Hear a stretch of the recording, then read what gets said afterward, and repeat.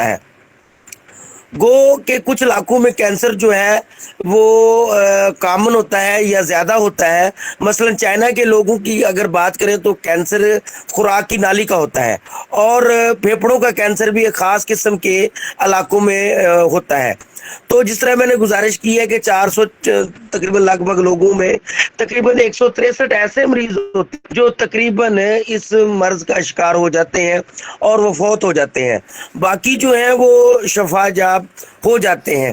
لیکن 163 بھی وہ لوگ ہیں جو نا امید ہو جاتے ہیں, مایوس ہو جاتے ہیں, جن کے اعصاب جو ہے وہ بری طرح شل ہو جاتے ہیں. اللہ پاک کے فضل و کرم سے اس بیماری کا آسان اور بہت ہی اچھے طریقے سے یونانی میں علاج ہے. آسان الفاظ میں بتاؤں کہ کینسر کیا ہے تو یہ ہے کہ یہ جو ہمارا جسم ہے یہ بہت ہی بہت ہی ایک چھوٹے یونٹ سے بنا ہے جس کو ہم سیل کہتے ہیں.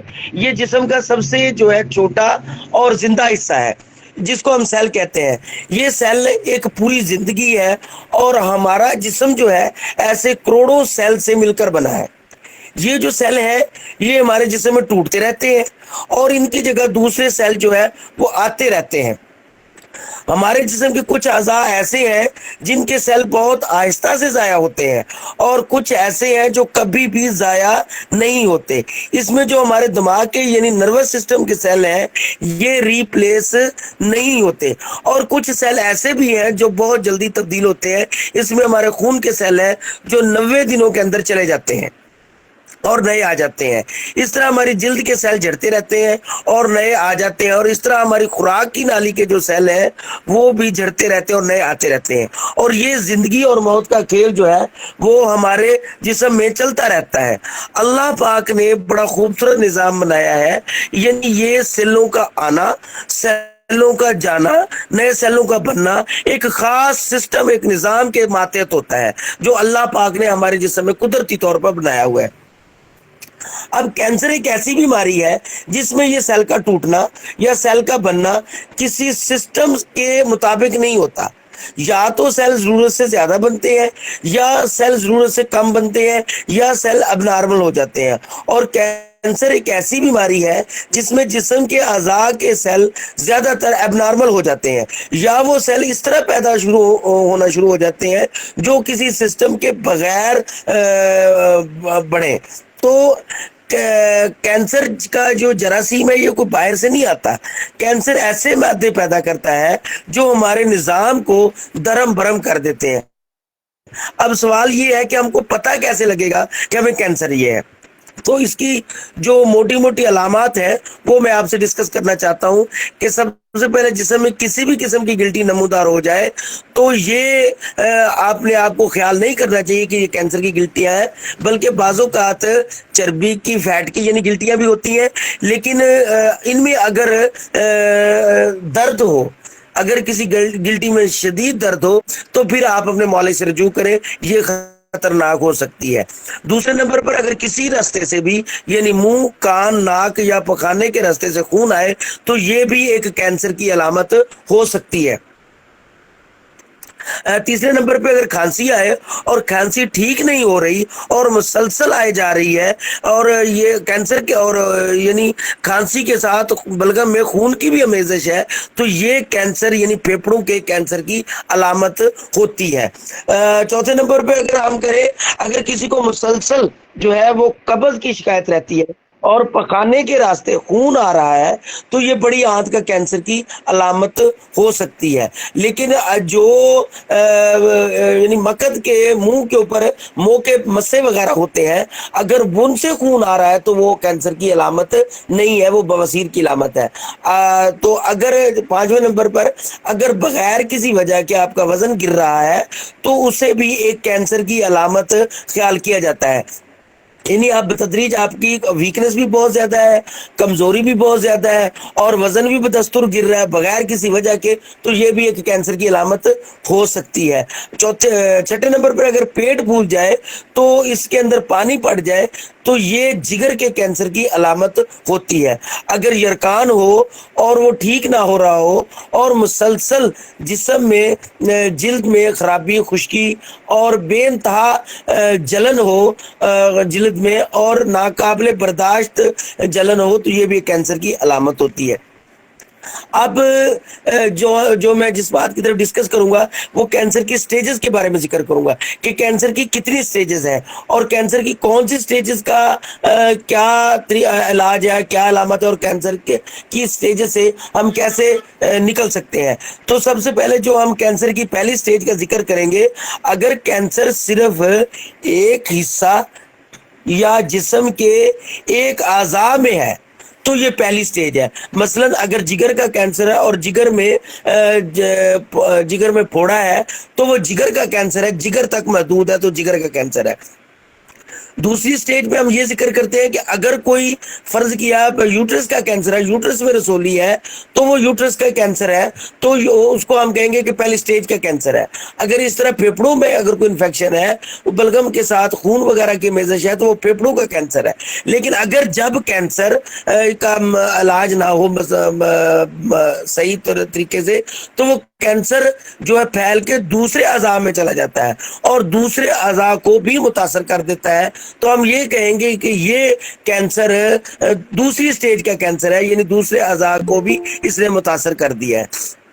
تیسرے نمبر پہ جو بات کروں تو جب یہ دو اعضاء کو متاثر کرنے کے بعد جب کینسر آگے پھیلتا ہے تو پھر یہ کینسر کی تیسری سٹیج ہے۔ چوتھے سٹیج پر جو میں ذکر کروں تو وہ چوتھا سٹیج وہ ہے کہ جب جسم کے پورے حصے میں کینسر پھیل جائے تو یہ کینسر کی آخری سٹیج ہے، اور کینسر کا وہ مریض جو ہے وہ کریٹیکل پوزیشن میں چلا جاتا ہے، پیچیدگی کی طرف آ جاتا ہے۔ اس کا بھی علاج ہے طب یونانی میں، پرفیکٹ ہے، لیکن اس کے لیے یہ کیا ہے؟ ہمت، حوصلہ اور الحمدللہ ثم الحمدللہ اللہ پاک کی ذات پہ کامل بھروسے توکل سے وہ ممکن ہے۔ اچھا، اب آتے ہیں کہ ہم اگر ایلوپیتھی کی طرف آئیں تو ایلوپیتھی کے پاس اس کو ڈیل کرنے کے، اس کو حل کرنے کے کیا جو ہے طریقہ کار ہے۔ مین ان کے پاس 4 جو طریقہ کار ہیں۔ سب سے پہلے جو ہے وہ آپریشن کرتے ہیں تو اس اعضاء کو مکمل طور پر نکال دیتے ہیں جس میں کینسر ہوتا ہے۔ فرض کیا یوٹرس میں کینسر تو یوٹرس کو نکال دیا، اگر بڑی آنت کا کینسر ہو تو بڑی آنت کا نیچے والا سسٹم انہوں نے کاٹ دیا، اگر کسی اور جگہ پہ کینسر ہے یا یعنی اور جس طرح عورتوں میں چیسٹ کا کینسر ہے تو چیسٹ کاٹ دی، تو وہ آپریٹ کر کے وہ مکمل اعضاء کو علیحدہ کر دیتے ہیں، جس سے ہم کہتے ہیں کہ پہلی سٹیج کا کینسر ہے۔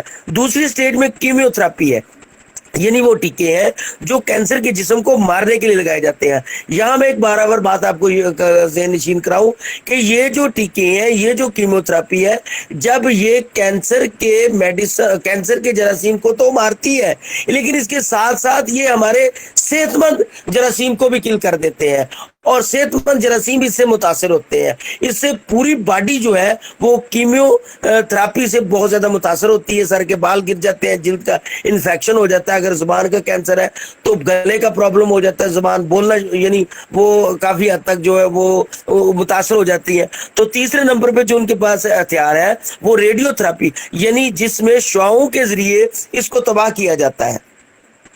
تو جب شعائیں لگتی ہیں تو یہ بھی کریٹیکل پوزیشن میں مریض کو چلا جاتا ہے، کیونکہ شعاؤں سے جو اس کی سائیڈ ایفیکٹس ہیں وہ بھی کافی پیچیدہ ہیں۔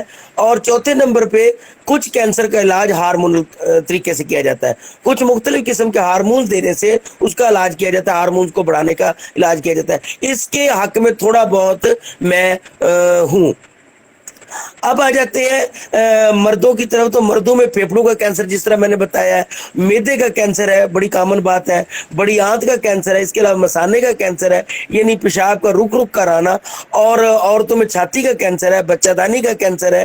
اور اب جو اگر ہم بات کریں کہ کینسر کے بچاؤ کے متعلق، تو زیادہ تر میں جو پہلی گزارش کرتا ہوں کہ ایک تو اپنی فاسٹ فوڈ اور زیادہ ہائپوٹاکسی ڈرگز، زیادہ اینٹی بائیوٹک ڈرگز، زیادہ پین کلر، زیادہ ایسی ادویات کا استعمال جو غیر معیاری، اور خصوصاً جو لوگ ویاگرا کا بہت زیادہ یوز کرتے ہیں وہ انتہائی نقصان دہ، ان سے بچنا چاہیے۔ سگریٹ کا نہ پینا، نشہ آور ادویات کا استعمال نہ کرنا، پان گٹکا وغیرہ اس کا استعمال نہ کرنا، اور اس سے بھی ہم بچ سکتے ہیں۔ فاسٹ فوڈ کا جس طرح میں سٹریس نہ لینا، ڈر اور خوف نہ لینا، اور اس کے علاوہ جو میں عرض گزارش کروں کہ کھانے سے پہلے پانی کا زیادہ استعمال کریں، پانی پیئیں، ویسے بھی اپنی پانی کا زیادہ استعمال کریں، اور یہ زیادہ یعنی خشکی اور گرمی والی کیفیت سے جو ہے وہ باہر نکلے اور اپنے آپ کو یعنی اس سے بچائیں۔ تو انشاءاللہ العزیز اگر کسی کو کوئی کویسچن ہے وہ کر سکتا ہے، تو انشاءاللہ العزیز کل جو ہے اس کی جو مکمل طور پہ اس بات پہ ڈسکس کریں گے، پھیپھڑوں کے کینسر اس کی علامات کیا ہے اور اس کا علاج کیا ہے، میدے کا کینسر اس کا علاج کیا ہے، بڑی آنت کا کینسر، مثانے کا کینسر، عورتوں کی چھاتی کا کینسر اور بچہ دانی کے کینسر کے متعلق اس کا علاج، اس کا بچاؤ، اس کی تدابیر اور اس کا مکمل جو طب یونانی میں اس کا علاج ہے اس کے متعلق ڈسکس کریں گے انشاءاللہ العزیز۔ تو اگر کوئی کویسچن ہے تو وہ میں حاضر ہوں۔ گریٹ سر، بہت شکریہ، اچھا لگا آپ کا لیکچر۔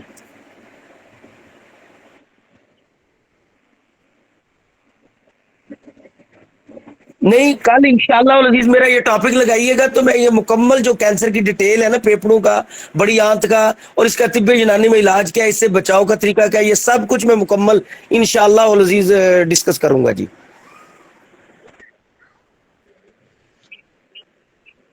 ٹھیک ہے سر، ٹھیک ہے سر، ٹھیک ہے سر، اللہ حافظ۔ زبردست سر۔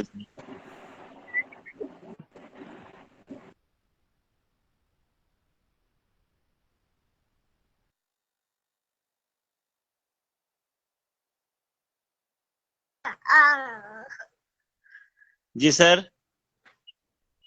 یس سر۔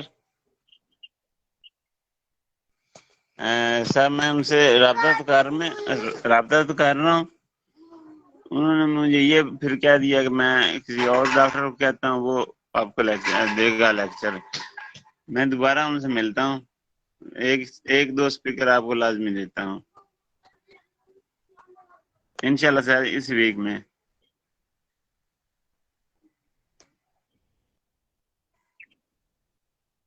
جی سر،